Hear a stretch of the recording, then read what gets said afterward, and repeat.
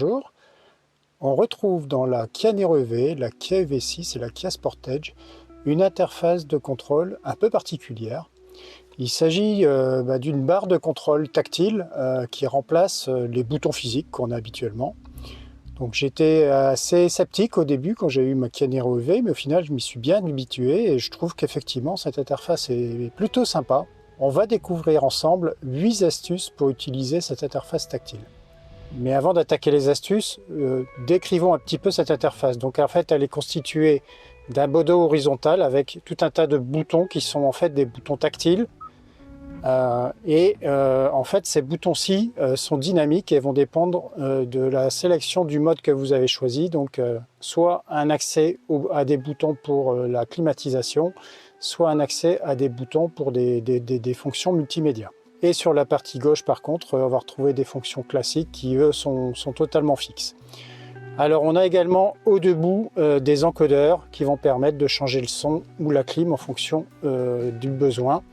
Et c'est l'une des limites que moi j'avais trouvées au début sur ce système, c'est que ce bouton-là, on a souvent l'habitude de ne pas trop faire attention quand on tourne, en tout cas au début, et en voulant changer la température, en fait je me retrouvais souvent à changer le volume ou inversement.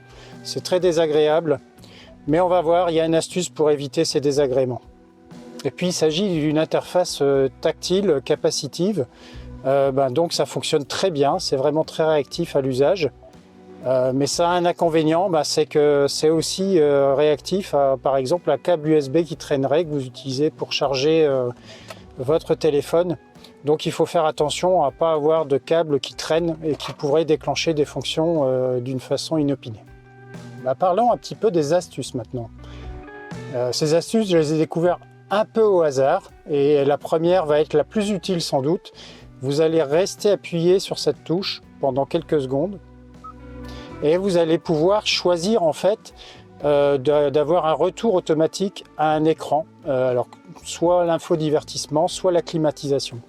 Et ça va résoudre le problème essentiel de ce choix de bouton-ci.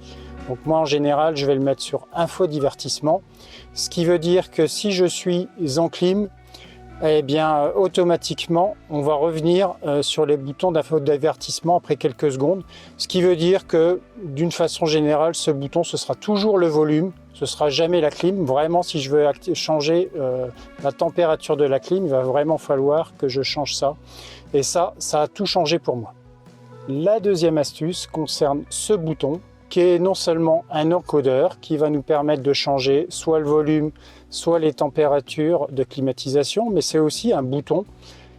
C'est quelque chose que je n'avais pas trouvé, et en particulier en mode climatisation, vous allez pouvoir activer ou désactiver la clim. Donc ça, c'est une fonction qui peut vous être utile également. Une autre astuce concerne le bouton 9 qui par défaut ramène à cet écran-ci, mais si vous faites un appui long, vous allez accéder à cet écran qui vous permet de rentrer plus rapidement une adresse ou de sélectionner domicile et bureau. On va parler maintenant de la touche raccourci, la touche étoile. Je vous en avais déjà parlé dans une précédente vidéo, mais je vous en reparle parce qu'il y a une façon de la paramétrer encore plus facile. C'est de rester appuyé sur cette touche de nouveau. Et là, vous allez pouvoir sélectionner la fonction que vous voulez activer avec la touche. Comme je vous avais dit dans la précédente vidéo, moi je vous conseille fortement d'utiliser projection du téléphone. Donc ça va vous permettre d'activer directement Android Auto ou Apple CarPlay par l'intermédiaire de cette touche. Autre astuce maintenant, il s'agit des touches radio et médias qui vont vous permettre de sélectionner les sources audio. C'est assez limité, il y a d'autres sources qui peuvent être utilisées par le système d'infodivertissement et pour y accéder, pareil. Vous restez appuyé, là vous aurez accès à toutes les sources disponibles sur le véhicule.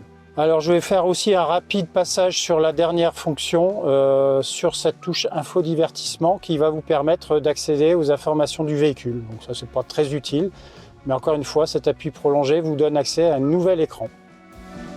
On va passer maintenant sur la partie climatisation de la barre de contrôle et en particulier la touche Driver Only.